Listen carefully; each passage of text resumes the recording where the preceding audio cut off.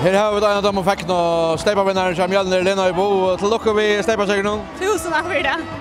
Ja, tjekka sin takst da. 5 sett mot til. Var det til at de vant av året det for å være til det at det ble en drikk hvor og tatt det stør? Vi visste hva var det at jeg var jobb på nekva møtstove. Hver som man vil at her også vinne. Lukas vi vil vinne. Ja, det har faktisk vant av en 5-setter. Tid hadde dere vel iveskådet til det aller sørste. Hva var det som gjør det månen in the end, som man sier? Jag tycker det är så fitnessströmman i Jockholm. Vi där var träna rävliga här alltså. Kan vi börja så tränar vi 5 från veckan. Så i fitness och träna och ränna och lite vikter och så. Så vi visste det gott att vi var i god form så. Och 5 sätter att det var inget problem. Så fysiskt iveskåd, Jerry Sugarskivsåt. Det gör det. Det gör det. Jag ska det feiras. Det var ju så kört. I rockar vi fint att det kommer norr bara. Här är det helt så krokost.